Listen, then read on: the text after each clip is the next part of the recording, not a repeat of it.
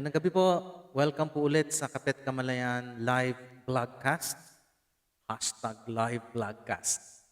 Ngayon po ay November 4, 2020 at ang ating paksa po ay Faith and Filipino Resilience. Yung pananampalataya at katatagan natin mga Pilipino na bumangon mula sa pagkakalugmok. Yung ating lakas ng loob na bumangon mula sa pagkakalugmok. Sapagkat alam naman po nating lahat, katatapos lang po, kakadaan lang, mga ilang araw lang ang nakakalipas ay nasalanta ang ating mga kababayan, yung aking mga kababayan dyan sa Albay, sa Catanduanes at sa Camarines Sur, sa Naga. No? Mabigat yon kasi hometown ko po yung maraming nasalanta na apektuhan, no? Ginubatan, Albay. Kaya Bangon, Oragon tayo ngayon, pag-uusapan natin. Pangiti-ngiti lang ako, patawa-tawa lang, pero mabigat po, mabigat sa loob yung mga nangyayari. Although sanay na kami mga Bicolano, bata pa lang ako, lagi nang dinadaanan talaga ng bagyo ang Bicol. Pero iba pa rin sa tuwing may dadaang bagyo. At siyempre, pagkatapos ng unos, pagkatapos ng sakuna, babangon at babangon. Yan ang Filipino resilience. Magandang gabi po sa inyo lahat. Batiin muna natin ang may mga birthday ngayon sa gabing ito. Birthday po ng aking classmate, aking ate. Yan. Classmate ko po ito sa Bible School, sa Foursquare Bible College. Pastora Venus Llorera. Magandang happy birthday na. Happy birthday sa iyo, classmate. Happy birthday. At sa lahat ng nagdiriwang ng kaarawan po ngayong araw na ito, happy birthday. Enjoy po yung araw ninyo. May mga nalalapit pang oras. Enjoy niyo po yun yung araw. Minsan lang yan sa isang taon. Minsan lang tayo nagpo-birthday sa isang taon. I-enjoy na po ninyo. Muli, magandang gabi po sa mga patuloy nating nakakasama dito tuwing Miyerkules ng gabi. Nagpapasalamat po ang Kapit Kamalayan sa inyo. Paki-follow naman po itong page natin at paki-subscribe na rin or paki-follow na rin po yung kapeatkamalayan.com. Sa Google nyo po, i-type nyo lang kapeatkamalayan.com. Dito po sa live vlogcast natin, dinidiscuss ko po dito yung mga vlogs ko po na pinapublish doon sa aking website, kaya vlogcast. Okay? Pero ang ibig sabihin ng vlogcast ay video or audio clip na naka-insert sa article, sa blog article, kaya vlogcast. Ginawa ko pong live dito sa aking Facebook page. Kaya #live vlogcast tayo. Maraming po salamat sa inyo sa patuloy na pagsama sa amin, sa akin, dito sa Kapit Kamalayan Facebook page. Ayan. COVID-19 update po tayo. Mukhang hindi maganda kasi kapag hanggat may nagpo-positibo pa, ay hindi po talaga actually magandang balita.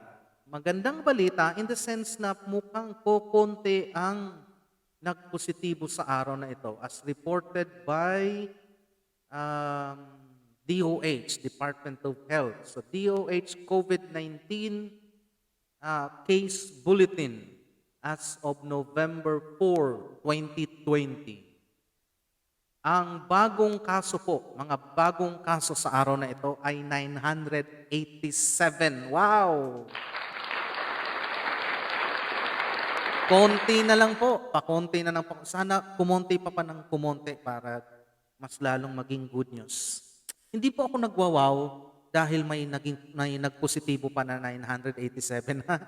Huwag niyo po ako ma-misinterpret. Nagwawaw po ako, napawaw ako dahil kumonti po. Kahapon parang 2,000 plus eh. Ilan ba tayo kahapon? Teka po, ma-check ko nga kung ilan kahapon ang na-report.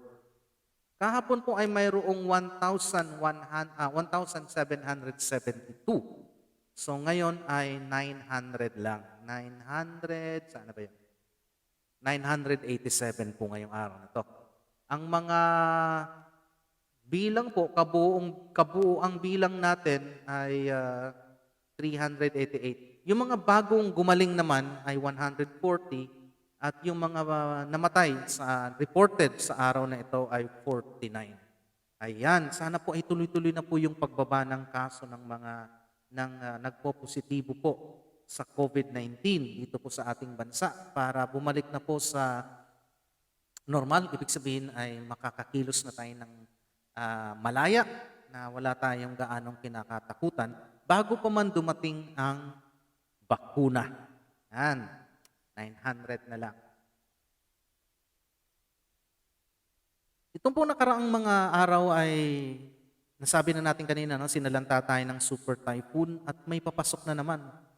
So parang stationary yata si Shoni, no, hindi masyadong kumikilos. Pero sa taya ng pag-asa ng mga nakaraang araw, ang sabi nila ay mukhang papasok daw o magla-landfall pala si Shoni bukas, no, Huwebes. Pero parang wala pang, hindi pa ako nakakapanood ulit ng news at wala din namang update ako nakikita pa sa Facebook. Busy ang Facebook ngayon kahit ako. Inaabangan ko yung eleksyon sa Estados Unidos, sa United States. Okay, sino kaya ang mananalo kay Joe Biden at kay re-electionist Donald Trump? Sa huling kita ko po kanina, hindi ko alam kung may update ngayon, lamang pa rin si Joe Biden kay Donald Trump. Pero nung nagsalita si Trump, in-address niya yung kanyang mga supporters, pupunta raw siya sa sa Supreme Court dahil para sa kanya nanalo na raw siya. At ipapatigil na yata yung counting of votes. Okay? Pero malakas ang fighting spirit ni Biden. Alam niyo po, parehong may epekto sa Pilipinas kapag sino man ang manalo dyan sa dalawang yan. In terms of our relations with China,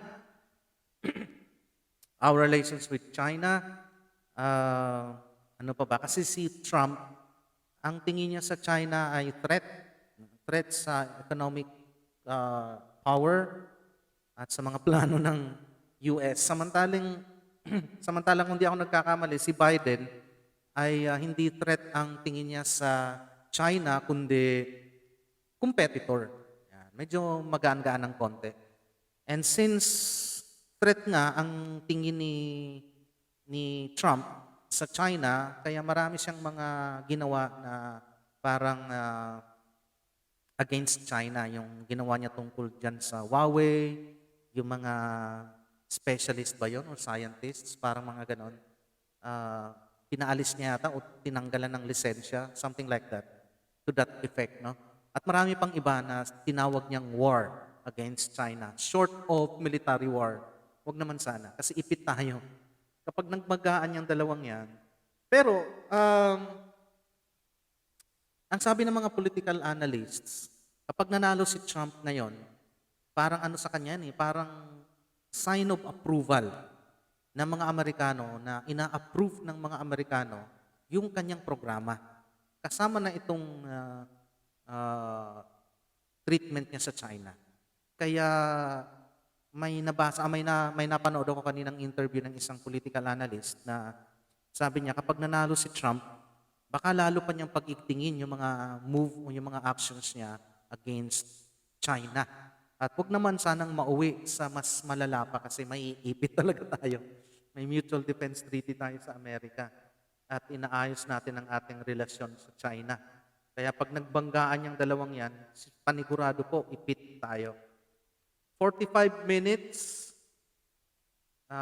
Trump 213, Biden 235. Okay, so yan po, 45 minutes, yan ang una ko nakita ngayon. Anyway, aabangan natin yan. Medyo mataas po ang emosyon, the emotions are high.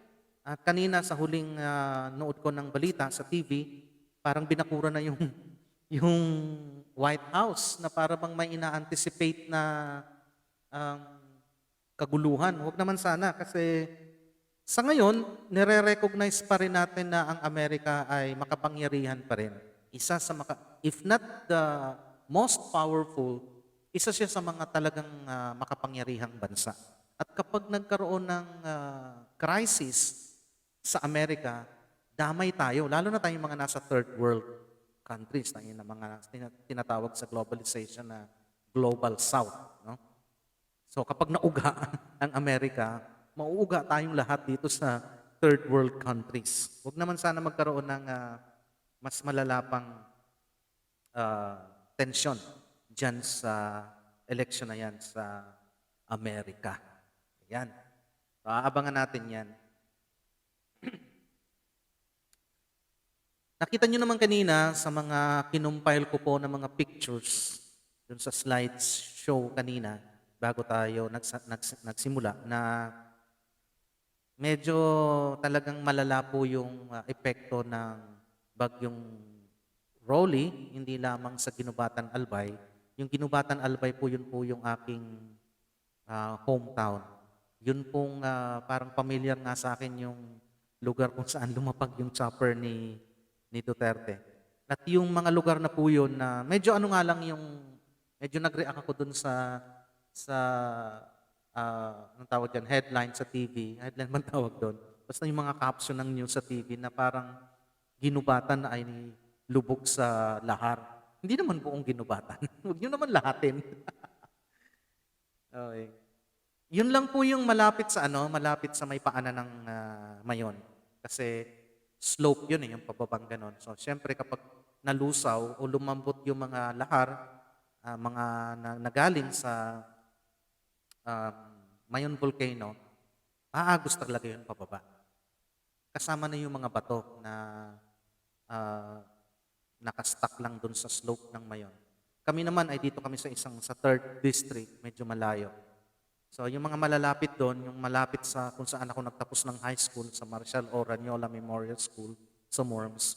Yung Travessia, yung San Francisco, malapit po yan doon sa school. At yung mga unahan pa, yung San Rafael, andyan ako, may mga pinsan ako dyan.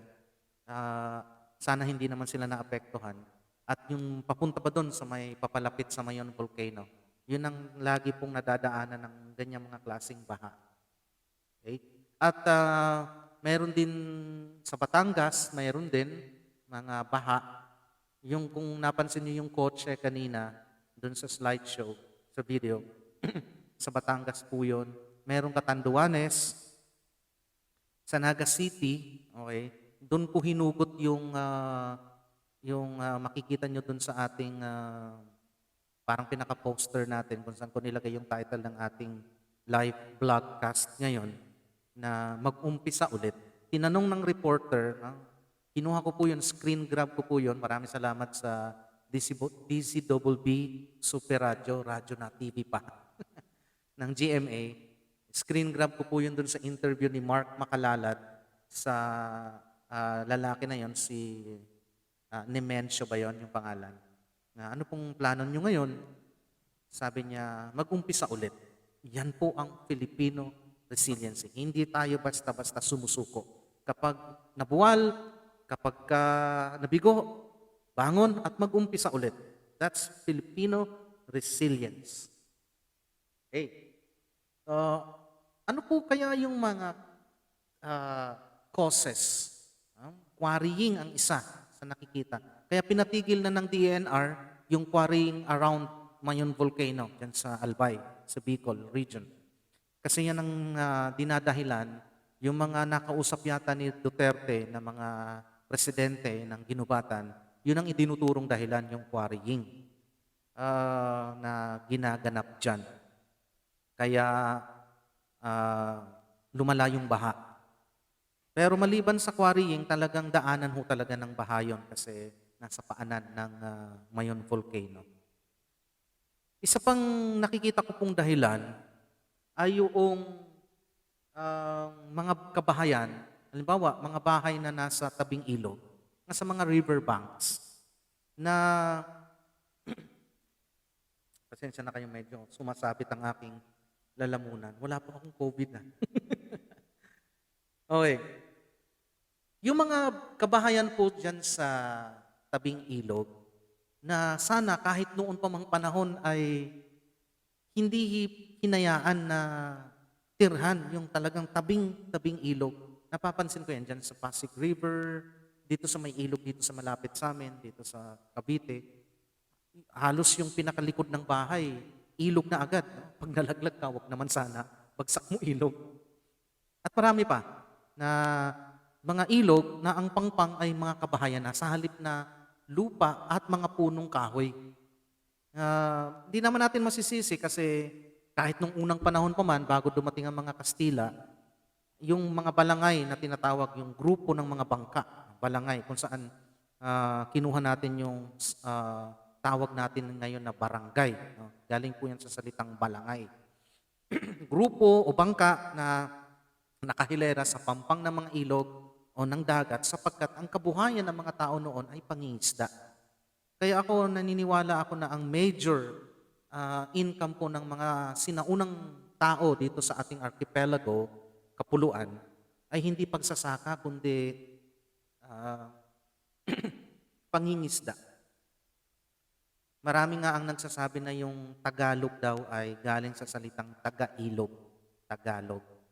Pero mayroon pa kasing isang salita na alog na yung movement ng objects na sumasabay sa movement din ng tubig, alog, umaalog, kumbaga. Kasi ang alog, kung di po ako nagkakamali, kung mayroon sa inyong maalam sa Tagalog, Bicolano po kasi ako. Pero parang ang alog ay isang body of water. Ano? I'm not so sure. Huwag niyo akong i-quote dyan.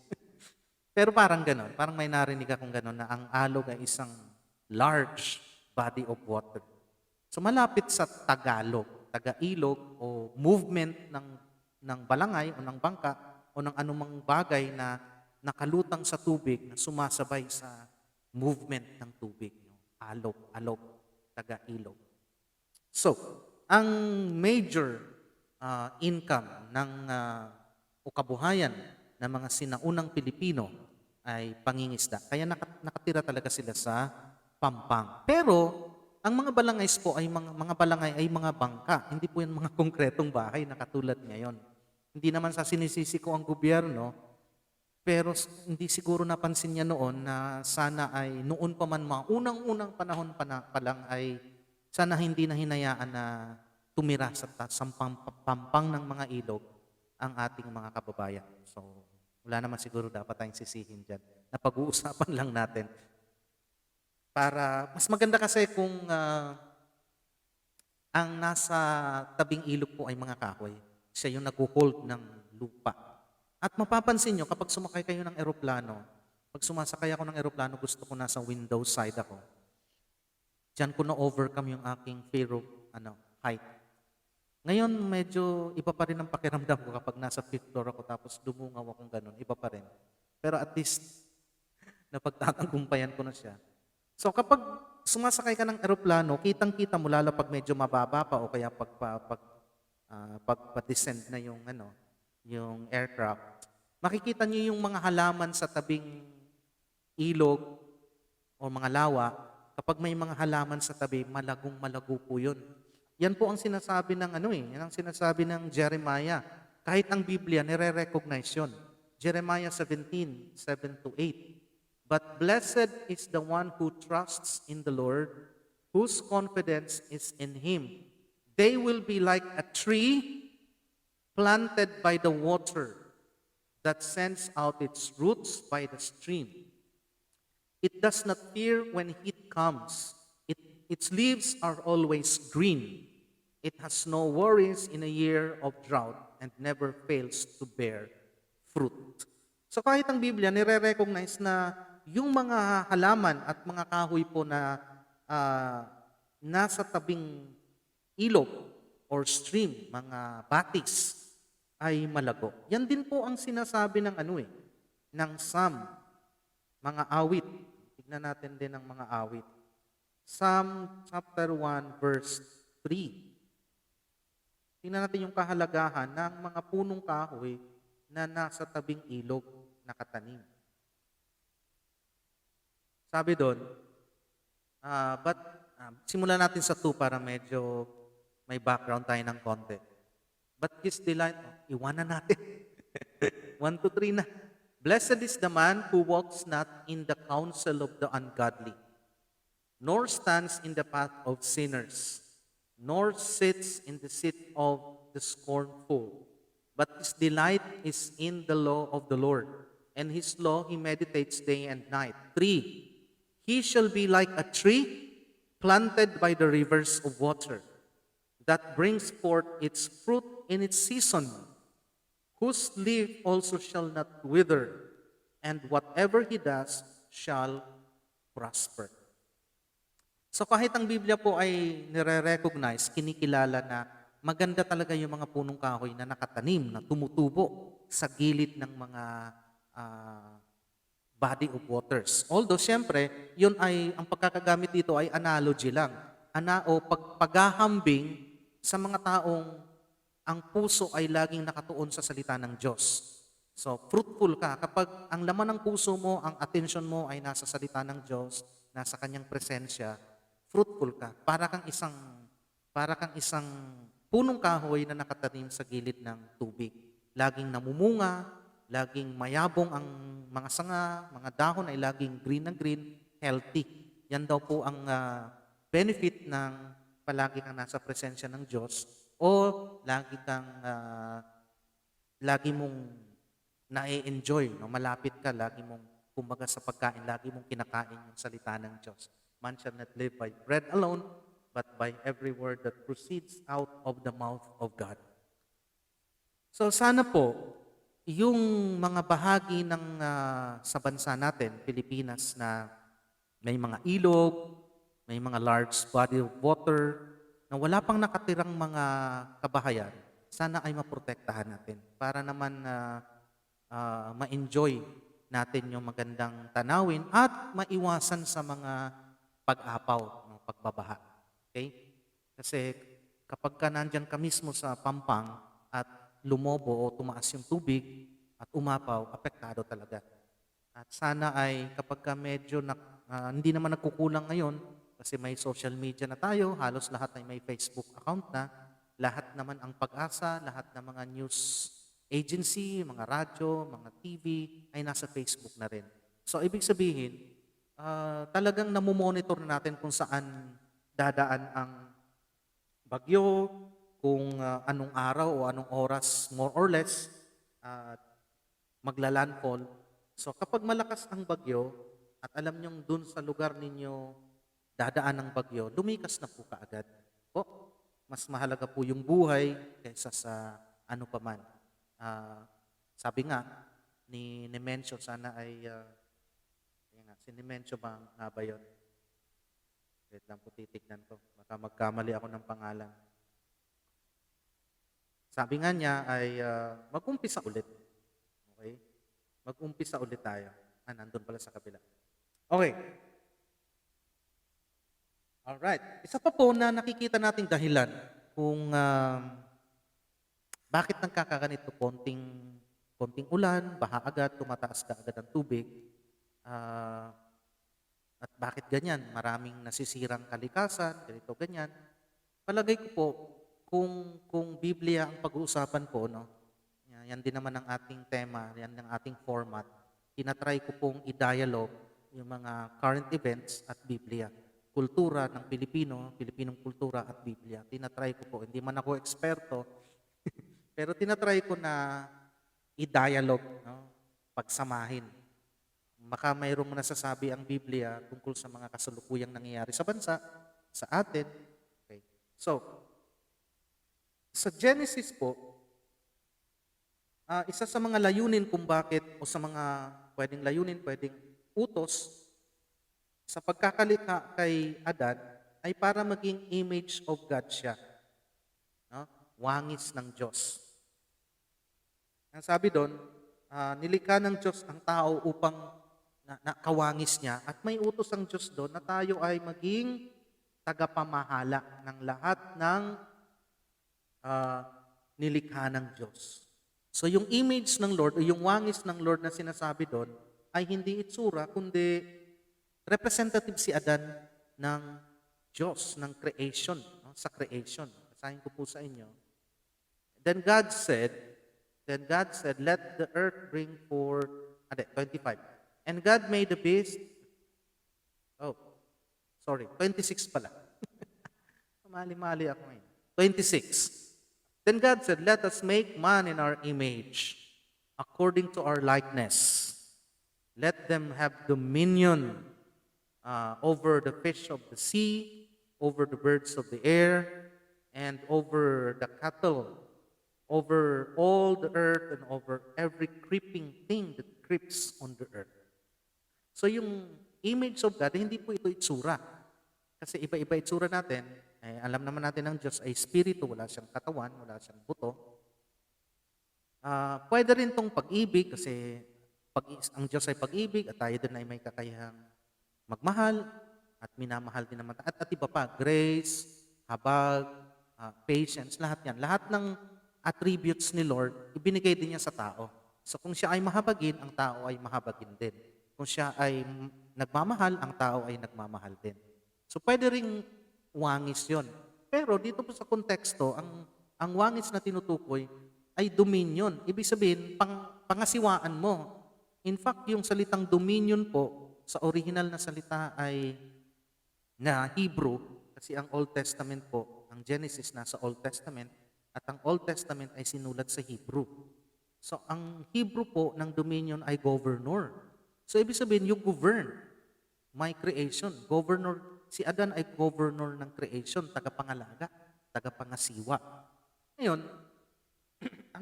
ang pangalang Adan ay hindi talaga pangalan ng isang individual.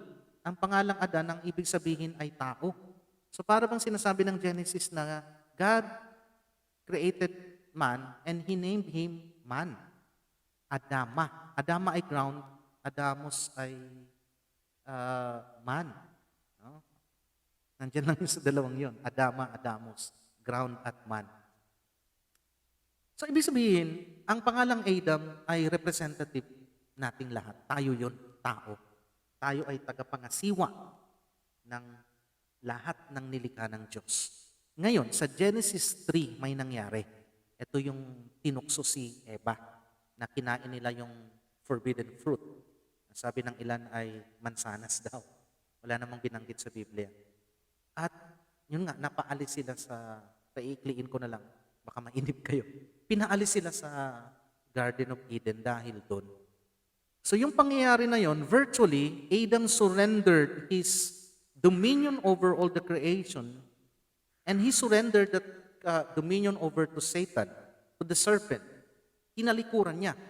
He virtually abandoned his dominion over creation. Kaya hanggang ngayon, nagde-deteriorate kasi nagdeteriorate ang tao, yung moralidad, nahiwalay sa Diyos. So kapag bumabalik tayo sa Diyos, ibig sabihin bumabalik din tayo dun sa ating mandate na pangalagaan yung creation. So kaya hanggang nagkakaganyan kasi hindi natin pinapangatawanan, hindi natin pinapanindigan yung mandate sa atin na pangalagaan ang kanyang nilikha. Kaya kung babalikan natin yon, ang pagbabalik loob sa Diyos ay pagbabalik loob din sa ating totoong task or role sa creation. Pangalagaan natin. Hindi natin naalagaan. Yung quarrying, yung pagpumutol ka ng punong kahoy, hindi mo pinapalitan, yung nagtatapon ka ng basura sa mga hindi naman dapat paglagyan, na ilog, mga lawa at kung ano-ano pa. Yun. So, palagay ko isa rin yung dahilan. Sana ay panindigan natin yung tayo yung image ni Lord sa creation. Okay. Filipino resilience ang ating topic ngayon. Ito po yung bumabangon agad. Mayroon pang isa eh. Ang Pilipino ay masayahin. Ayan.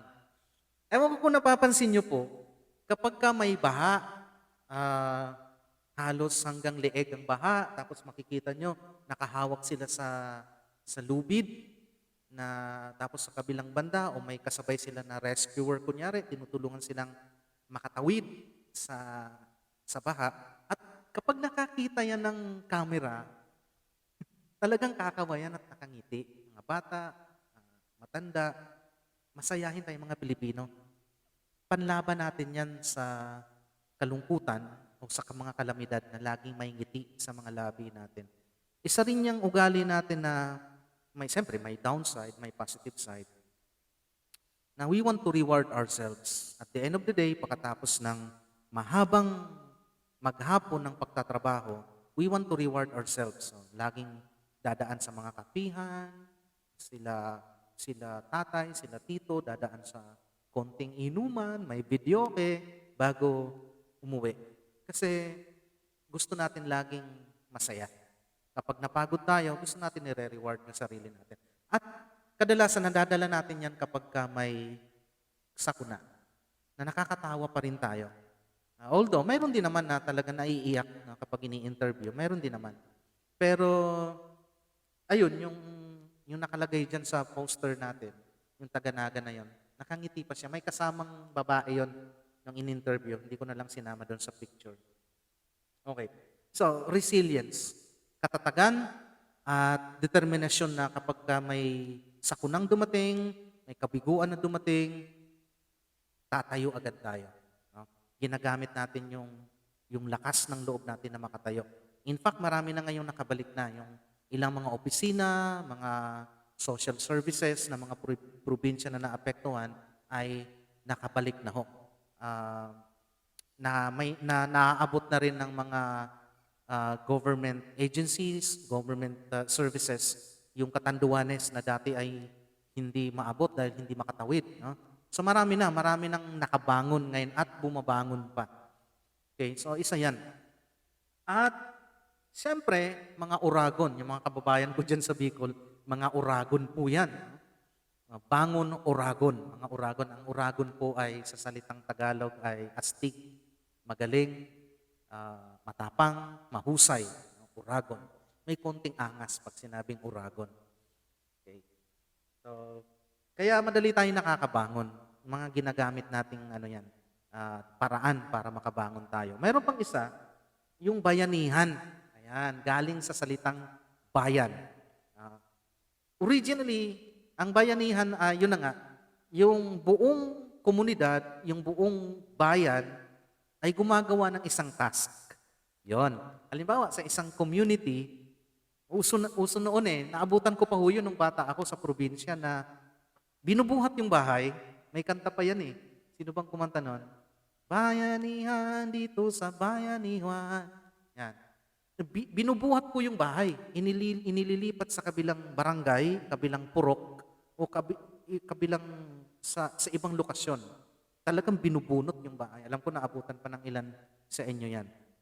Bayanihan ang tawag doon. Or maglilinis kunyari ng kanal o ng kalsada, lahat ng miyembro ng community nandun, mahirap man o mayaman, nagpa-participate. Bayanihan po yun at kitang-kita po natin yan sa bawat sakuna na dumarating sa Pilipinas. Kaya lalong lumalakas yung ating resilience, yung ating katatagan. Dahil laging may mga nakaagapay sa atin. Nandyan yung ating mga kapamilya. No? Unang-una yan, pamilya. Mga kapamilya po ng nasalanta ng bagyo ay nagpapadala ng mga pagkain o kaya pinapapunta yung kanilang mga kamag-anak sa bahay ng kanilang sa bahay nila para doon na muna manatili hanggang sa makadaan yung bagyo, mga ganon.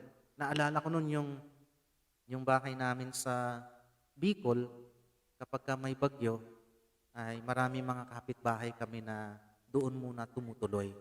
Kaya tuwang-tuwa ako. Kasi mag-isa lang akong bata noon sa bahay, mga matatanda ang kasama ko, lolo't lola ko. Kaya kapag may bagyo, hindi ko naman alam noon na hindi dapat natutuwa pag may bagyo. Pero tuwang-tuwa ako dahil may kalaro ako. Tapos kinaumagahan, mangunguha na yan ng lolo ko ng mga natumbang puno ng saging na may bunga. Kahit hindi pa masyadong mature yung bunga, niluluto niya yan, ginagataan. Alam nyo naman sa Bicol, gata talaga. No? Kaya tuwang-tuwa ako, masarap ang pagkain kinaumagahan. Malay ko, nung bata pa ako, siyempre bata, hindi mo naman alam na hindi dapat pala natutuwa pag may bagyo. So yun, bayanihan po. Maraming nagpapadala ng mga relief goods. Kanina may mga nakikita akong mga nananawagan ng mga donasyon. Ano po. Tayo naman, ito yung ating pamamaraan para i-encourage yung ating mga kababayan, lalong-lalo dyan sa Kabikulan na bangon tayo, bangon kita mga uragon. Kaya natin yan. At siyempre, lagi nating inaalala sa panalangin. No? yung ating mga kababayan. So, bayanihan po. At siyempre, pananampalataya. Ang Pilipino po ay talagang relihiyosong lahi. Bago pa man dumating ang mga Kastila, mayroon na po tayong sariling pananampalataya ang mga ninuno natin. At makikita natin yan na talagang napaka-spiritual ng mga Pilipino. Yung hindi nila nakakaligtaan manalangin, mayroon pa sa Facebook may tinatawag na ano ba yun, Oratio Imperata ba yun sa mga Katoliko? Yun na panalangin pag may sakuna. Hindi tayo nakakalimot sa Diyos. Hindi man natin siya mapangalanan. Minsan ang tawag ng mga Pilipino bahala na yun nasa taas. Hindi man natin siya mapangalanan ng diretso. Pero laging nasa isip natin kapag mayroon tayong task, mayroon tayong pinagdaraanan, mayroon tayong gustong marating, hindi natin nakakalimutan ng Diyos. Nandun yung ating pananampalataya. At yung vlog ko po kanina, yun yung ating isa pang pag-uusapan ngayon, yung vlog ko po kanina ay tungkol po dyan, no? Sa Marcos or Mark chapter 4, verses 35 to 41, yan po yung ating text. At ang ating key verse ay nasa Mark 4 verse 39. Ang title po nung vlog na siyang i-discuss natin dito sa live vlogcast natin ay Be Silent, Be Still. Ito po yung gabi na at nagdesisyon si Lord at yung si Jesus at yung kanyang mga alagad na tumawid. Okay? Then he arose, sa verse 39 na lang po. Then he arose and rebuked the wind and said to the sea, Peace, be still. And the wind ceased and there was a great calm. Basahin ko po siguro yung kumpleto para makita natin yung kwento. Mark chapter 4. Sa New Testament po ito, pangalawang aklat ng New Testament, ang Mark o Marcos. Yan, Mark chapter 4, 35 to 41.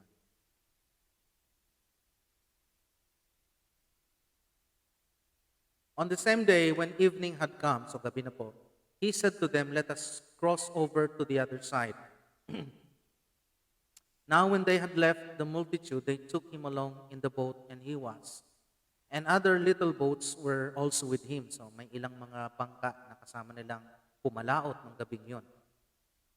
And a great windstorm arose, and the waves beat into the boat, so that it was already filling, napupuno na pinapasok na ng tubig yung bangka na sinakyan nila. But he was in the stern or nasa likod ng bangka, asleep on a pillow. Sabi ng ibang translation, on a cushion. Natutulog siguro dahil sa pagod kasi si Jesus ay itinerant rabbi or teacher, itinerant preacher. He goes from one city to another, he goes from one temple or synagogue to another. So pagod talaga siya. Lakad sila ng lakad, ikot ng ikot. So natutulog siya, siguro naghihilig pa. And they awoke him and said to him, Teacher, do you not care that we are perishing? At ang sagot ng Lord, at ang respond ng Lord, then he arose and rebuked the wind and said to the sea, Peace, be still. And the wind ceased and there was a great calm. Kung itutuloy natin yan hanggang 41, but he said to them, Why are you so fearful? How is it that you have no faith? And they feared exceedingly and said to one another, Who can this be that even the wind and the sea obey him? Yun. Yan. Ang pinakamensahe po dito, mahirap na kasama mo na yung pinanggagalingan ng kapangyarihan, kasama mo na yung tagapagligtas mo, pero nagduda ka pa rin. Mahirap yun. Naalala ko tuloy si Adam, parang nasa perfect environment sila eh. Yung Garden of Eden, parang perfect environment yun eh. Pero natukso pa rin sila ng serpent. Ito ganun din. Yung mga alagad, kasama na nila si Jesus, kasama nila yung tagapagligtas, at nakita naman nila na kung paano niya pinahinto yung malalaking alon at yung malakas na hangin, nagduda pa rin. No? Karakter na ba talaga ng tao yung magduda? Okay. So yun, Isa pang makikita natin dito na si Lord ay hindi lang siya Diyos ng simbahan, hindi lang siya Diyos ng tao, kundi yung kapangyarihan niya ay sakop ang lahat, lahat ng nature, no? Pati nature, lahat ng creation sakop niya, sumusunod sa Kanya.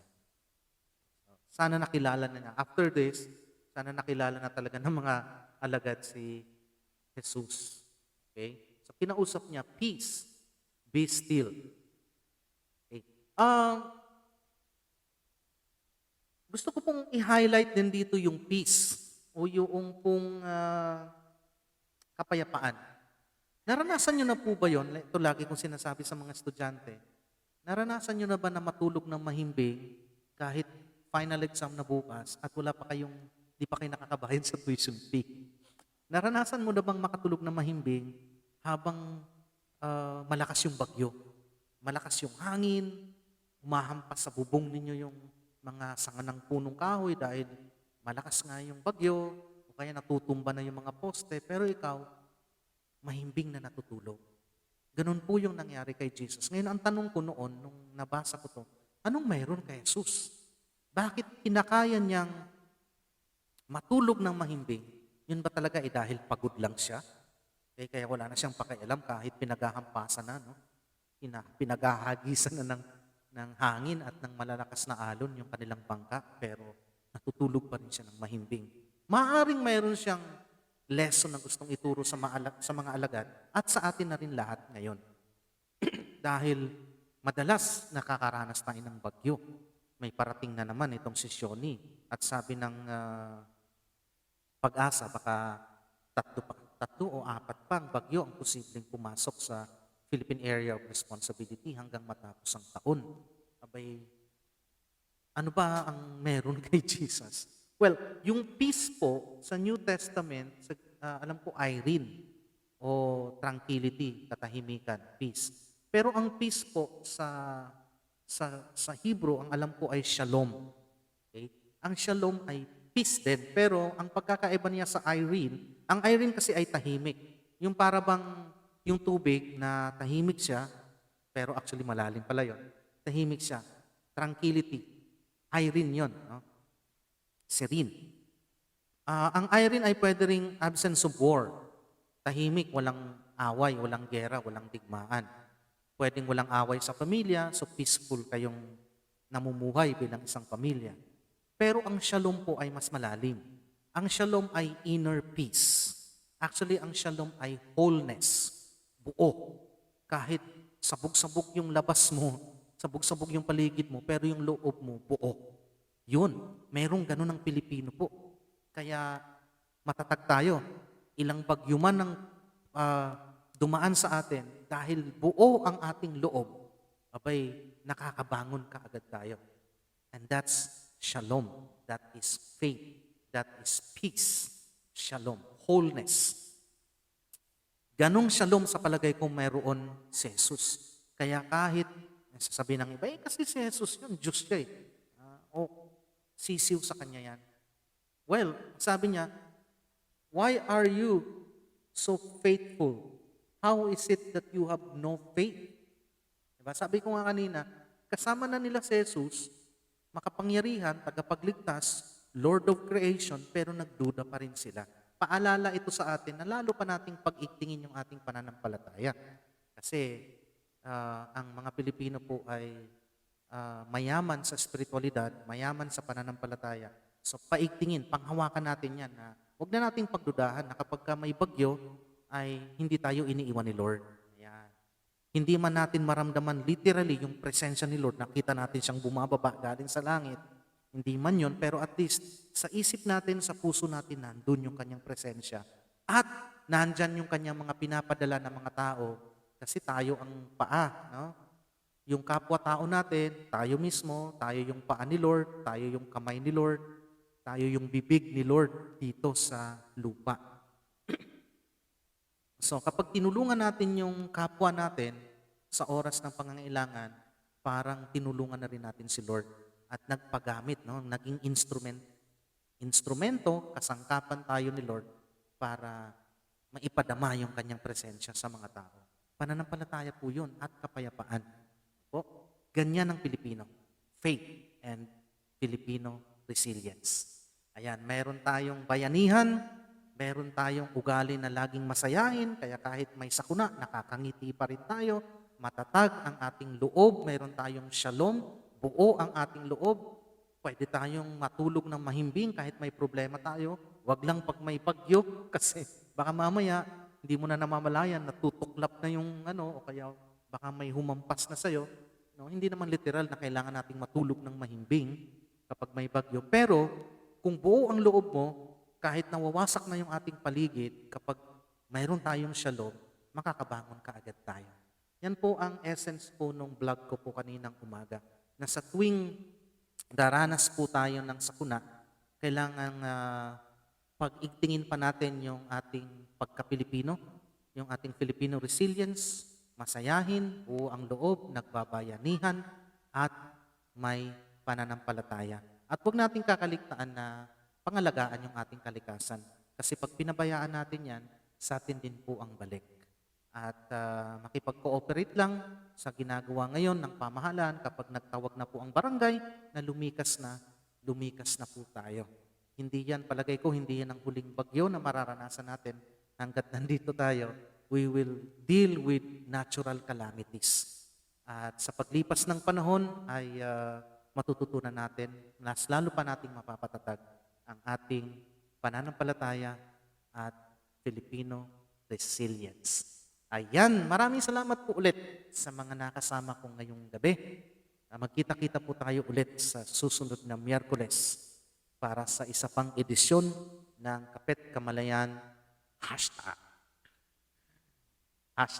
#live vlogcast. Maraming salamat po sa inyong suporta sa patuloy na pag-antabay sa ating Facebook Live. Paki-follow naman po yung page at mayroon din pong although iilan lang yung videos pa doon, pero baka po magawi kayo sa YouTube.